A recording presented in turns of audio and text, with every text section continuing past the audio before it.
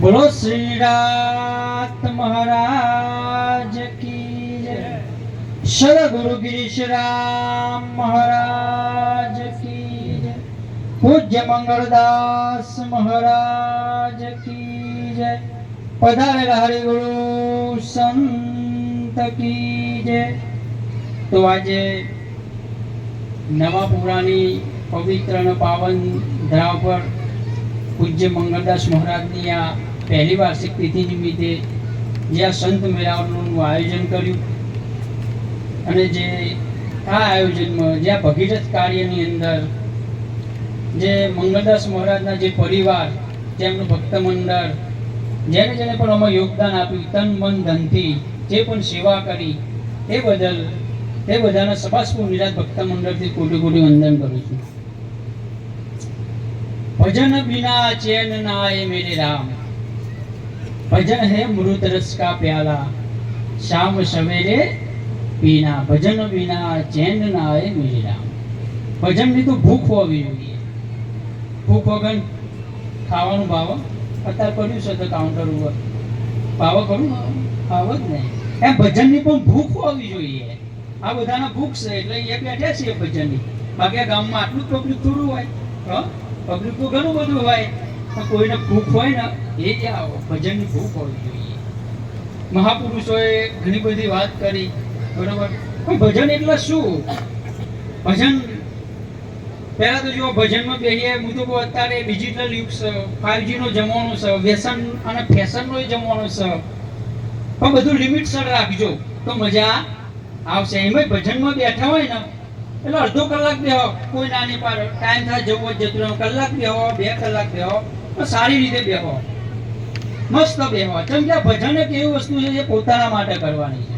આજે આપણું આધ્યાત્મિક નોનું છે બેંક બેલેન્સ છે પેલું ભૌતિક નોનું છે ને જે બરોબર એમાં તો જોની બધા વારસદાર ઊભા થાય જે નોકરી કરતા હોય ધંધો કરતા હોય કોમ કરતા હોય ખેતી કરતા હોય વેપાર કરતા હોય જે કરતા હોય XYZ પણ એમાં બધાનો ભાગ છે। પણ આજે તમે ભજનમાં આવ્યા હું ભજનમાં આવ્યો મારા માટે આવ્યો કંડો ભલે ના આવ્યો એવું રહ્યો પણ હું ભજનમાં આવ્યો મારા માટે તમે જે આવ્યા છો તમારા માટે આવ્યા તો પોતાના માટે જે કરું એ બેસ્ટ કરું કલાક કરીએ કે અડધો કલાક કરીએ પણ સારી રીતે બેહીએ કલાક બેહીએ 2 કલાક બેહીએ પણ કોઈ વ્યસન ના કરીએ બહાર જઈને જે કરવું એ કરજો પણ અહીં બેઠા ચમ કે આજ થોડું કરશો કાલ થોડું કરશો હા બેંકની અંદર જ્યારે પૈસા મૂકવા જઈએ મહિને 500 રૂપિયા મૂકીએ બીજા મહિને 500 રૂપિયા મૂકીએ હા 12 મહિનાના 12 6000 રૂપિયા થાય એમ ધીરે ધીરે ધીરે કરતા રકમ થાય કે ના થાય એમાં ભજનની અંદર પણ તમે આજ થોડું શાંતિથી બેહો કલાક ભજનનો મતલબ જ શું થાય ઓમ શાંતિ શાંતિ શાંત થવું। બાકી આપણે બધા દોર ભાગમાં તો છીએ ચમકે એકન આઈ તો ભલભલા બધા ભૂલા જ પડ્યા છીએ બરોબર ભક્તિ કરવા આયા જગતમાં કોલ કર્યો હરી સાથે ભૂલવણીમાં ભૂલી ગયો અને મોયો માયા સાથે આતન રંગ પતંગનો કાલ ઉડી જાશે બધા કહે છે કરીશું ક્યાં કરીશું છોકરાનો છોકરો બની જાય મકાન બની જાય ફળોનું કામ થઈ જાય આ કામ થઈ જાય પછી આ બધા વાયદા ભજન કરવા માટે કોઈ વાર કે ચોઘડિયું કે મુહૂર્તની જરૂર હા બીજો બધો કામ કરવા તમારે કદાચ ગરબા કરવા હોય કે વાસ્તુ કરવું હોય કે જે કરવું હોય એમાં કદાચ લગ્ન કરવા હોય તો કદાચ વાર ચોઘડિયા બધું જોરાવવું પડે પણ ભજન કરવા માટે કોઈ વાર ચોઘડિયાની જરૂર જેમ કે આ ચોઘડિયું હરિભજવાનું ફરી ફરી નહીં આવે રે આ જીવનમાં આ ચોઘડિયું જતી રહી આ ચોઘડિયું જતું રહ્યું ફરી હાથમાં આવશે એ જીવીએ છે ને એ જ મોટામાં મોટું ચોઘડિયું છે એટલે ખરેખર વાર જોતા નહીં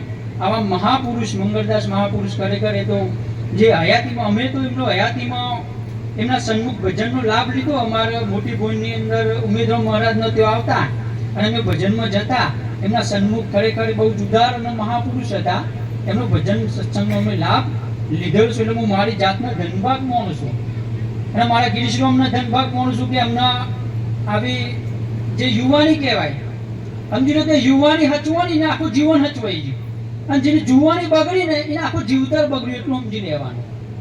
જેની જુવાની બગડી ની આખું જીવતર છે યુવાનીની અંદર જો તમે મનગમતું ખાઈ શકો મનગમતું પહેરી શકો મનગમતું ફરી શકો મનગમતું જે કરવો યુવાની અંદર તમે બેસ્ટ કરી શકો એમ કેમ કે આંખો જોઈ શકે, એના અંદર એક ઉર્જા શક્તિ હોય, સંકલ્પ શક્તિ હોય, કોઈ પણ વ્યસન કદાચ કરવાની શક્તિ હોય ને છોડવાની શક્તિ. જુનાગઢ 9999 પગથિયા ચડવા હોય તો યુવાન હોય તો ચડી શકીએ, ગયડા થઈએ ચડી શકીએ હે?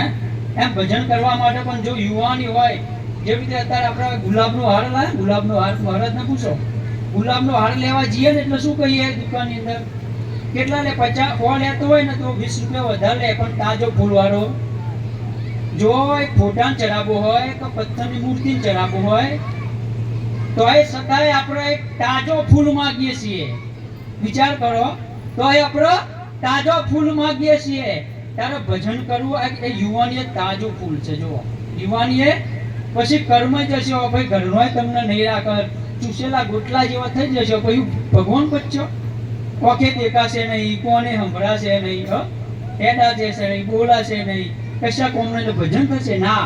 ભજનો જોવા તમે સમજી લો કે એક મરણ પથારીએ પડે અને તમારા એકાઉન્ટની અંદર 5 કરોડ રૂપિયા આવી જાય તો તમે એવું કરો, શું કોમના મહારાજ તમે મરવા જ પડે. આમાં તમને દેખાતું નહીં, એડાતું નહીં, બોલાતું નહીં, શક્તિ સજ નહીં તમારા. આમ તમારા એકાઉન્ટની અંદર 5 કરોડ રૂપિયા આવી ગયા, કશા કોમના કરા? એ પૈસાનો ઉપયોગ શું? કે સારું ખાવું, સારું પહેરવું, વેપાર કરવો, ધંધો કરવો, એનો સારો ઉપયોગ કરો.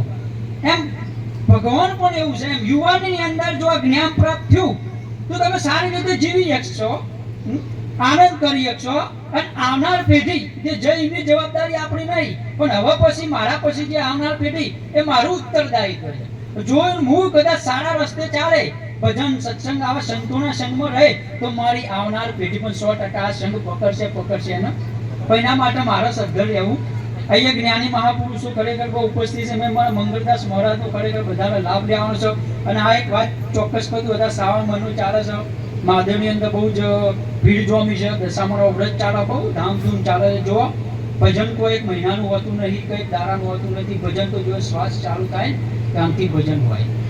ભજન શ્વાસ આવન જાય એ ભજન જ સાચું, બીજું ભજન ખોટું. અને પુરુષને કહીએ તો આપણે તમારે ત્યાં જવાની જરૂર નહીં. તમારા પરિવારમાં 4 દેવી રાજી થઈ જાય, તે પોતાની માતા, પોતાની પત્ની, પોતાની દીકરી અને પોતાની બેન. આ 4 દેવી રાજી થઈ જાય એટલે બ્રહ્માંડની બધી દેવી રાજી છે, એટલું સમજી. એમ સ્ત્રીને પણ, નારીને પણ એ 4 દેવ છે. જેમ પુરુષને પણ 4 દેવી રાજી થઈ જાય એટલે બધું આવી ગયું, એમ સ્ત્રીને નારીને પણ 4 દેવ છે. પોતાના પિતા, પોતાના પતિ, પોતાનો પુત્ર અને પોતાનો ભાઈ. આ 4 દેવ રાજી થઈ જાય એટલે સ્ત્રીને કોઈ વ્રતની જરૂર પડતી.